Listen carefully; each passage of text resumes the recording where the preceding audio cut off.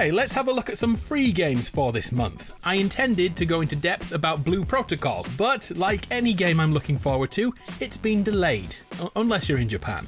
The Western release is now 2024. I'll come back to it in the future. Well, on the plus side, remember when I told you about the console release of TrackMania, scheduled for February? Well, 3 months later, it finally released, to absolutely no fanfare at all. It's downloadable right now. The esports scene around this game is way more intense than I expected, and to bring more eyes to the game, it's finally free on all platforms. With weekly Nations Leagues for those who want to take their hobby further, or just a race with friends, TrackMania doesn't have a great deal to offer, but what it does do, it does well. Especially the ability to create your own this month. Final Fantasy XVI is the one for the PlayStation gamers, as it's only releasing on PS5, initially at least. Don't worry, you don't need to know what happened in the other 15 mainline Final Fantasy games, as the stories are unique with some reoccurring elements, like huge summons and big chickens called chocobos. This time the action RPG takes us live on June 22nd.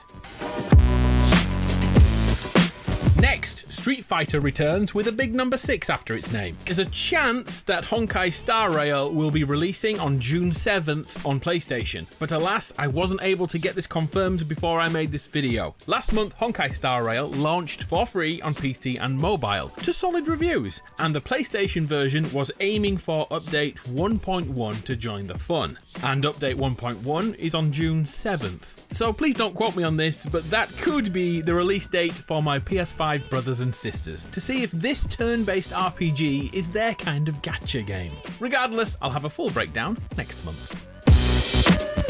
It's been a very long time since the WWE games had a real competitor. Well, we finally found one. AEW Fight Forever releases this month, a wrestling game developed by Ukes, who arguably made the best WWE games before their relationship broke down. There are 9 match types at launch, ranging from simple singles matches to full-on exploding barbed wire death matches. The headliners include CM Punk, Chris Jericho, and Kenny Omega. Personally, I'm looking forward to something a little different from the usual WWE product. June 29th is game time on PS4, PS5, the Xboxes and PC, and Switch too.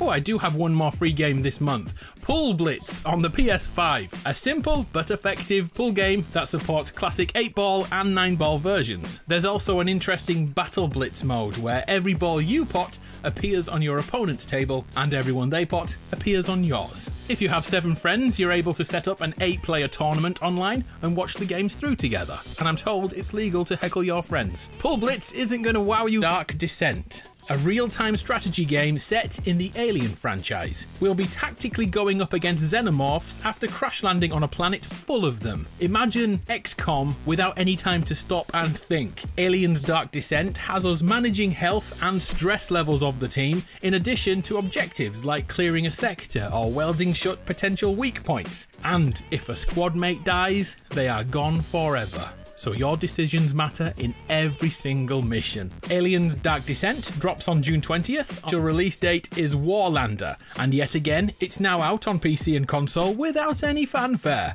The medieval-inspired fantasy warfare game combines hack and slash, shooting and strategy to win these 100-person battles. Castle sieges are my preferred game mode, as we roll a huge battering ram towards another team's castle to break through their defences and take out their core before the time runs out. Things get even more insane when there are 5 army versions of these game modes. Classes include warriors, clerics, and even a mage, which can all be customized, building a character unique to your playstyle. Warlander is out now on PlayStation. In the UK is Crash Team Rumble, a 4-on-4 platformer. Let me explain. Each level starts with a free-for-all to pick up as many Wumpa fruit as possible, and then it's a case of getting all that fruit back home and banking it. Layer on top of that fighting mechanics to impact the opposition and a range of boosts and buffs, and you've got Crash Team Rumble. There are also classes for roles in the team. The scorers can hold 120 Wumpa fruit before they have to get back, and they also move a bit quicker. Boosters can't hold as many fruit, but they can pick up relics, which leads to team boosts.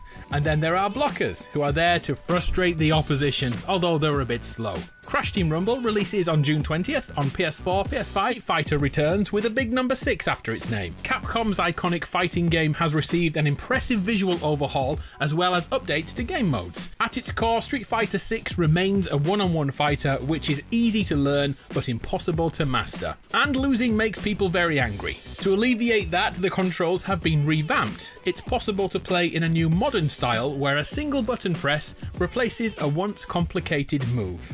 I'm not too sure how I feel about that. The World Tour game mode adds a single player variation, more like an action game to be honest. After creating a custom character, and oh my gosh, I've seen some custom characters, we go out into the world and pick fights like a bully. Along the way we learn and train with iconic Street Fighter characters like Cammy and Chun-Li. Metro City is almost like a fighting RPG made for people who don't enjoy competitive brawlers. Graphically, fighters will now be visually hurt with ripped clothes or bruises or cuts to add to the realism, and a bunch of mini games and training modes are included too. Street Fighter VI could be amazing. Look out for it on June 2nd. Find a bunch of Sonic titles from the early days of the Blue Blur. On June 23rd, an updated version will be released, Sonic Origins Plus, with even more content, like adding Amy into Sonic 1 through to Sonic CD. 12 Game Gear titles have been added, and every piece of post-launch content from the last year is in here too. Retailing at $40 US, there's a crazy amount of Sonic the Hedgehog to be played if that's your jam.